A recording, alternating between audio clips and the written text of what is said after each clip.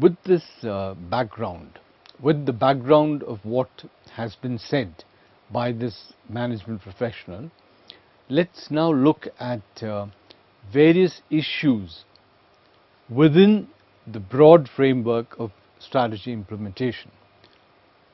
One of the important issues concerns the fact that the organization has certain objectives, has certain strategic objectives. However, these objectives, this strategy needs to be implemented through various departments. So, the formulation of strategy is a centralized activity. Of course, there are inputs from all over the organization, including inputs from the front line. In fact, as we saw in one of the earlier sessions, in today's organizations, in today's environment, inputs from the front line are very, very critical in strategy formulation. But the fact remains that strategy is formulated by a relatively small group of people based on inputs from a large number of people within the organization. You will recall in one of the earlier sessions we talked about Professor Mintzberg and the idea of crafting strategy. Now, crafting is a word which is derived from the idea of making a product.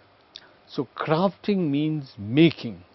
So, making a strategy, as we saw in the earlier session, is a question of aligning two kinds of perspectives. One is the deliberate strategy, and the other is the emergent strategy. Deliberate strategy is what is a top-down approach. Emergent strategy is a bottom-up approach. But we must remember that this reconciliation of the top-down and the bottom-up takes place among a small group of people who constitute strategy, right?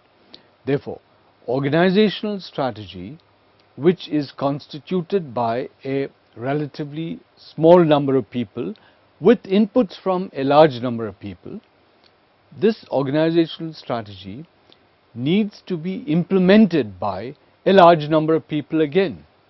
Okay? So, this is the paradox that we are in.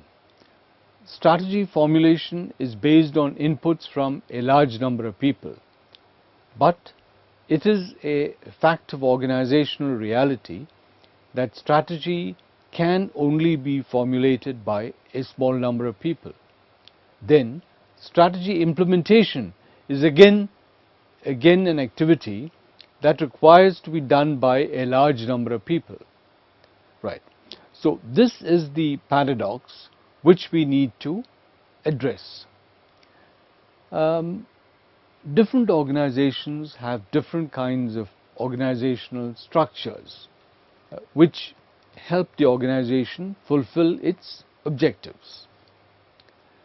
These organizational structures could range from a matrix structure where each employee has two bosses, one an administrative boss and the other a functional boss. It could range from something as complex as this to a very simple functional structure where the organization has 4 departments representing 4 functions, and each department head reports to the CEO of the company. This is a simple structure. So we have a variety of structures which fall within these two extremes.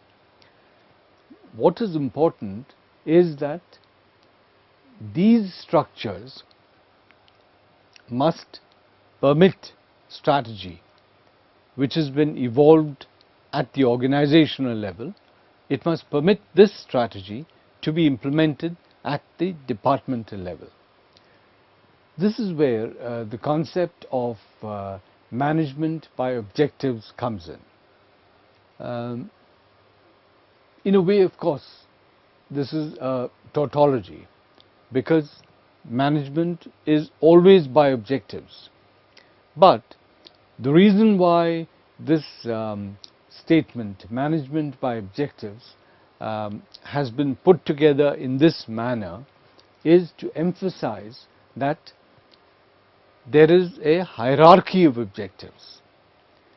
We had looked at this issue of hierarchy of objectives in one of the earlier sessions, where we talked about objectives at the organizational level, objectives at the top management level, objective at the middle management, which is the departmental head level, the objectives at the organizational bottom, right, which is the implementation level, the operational level.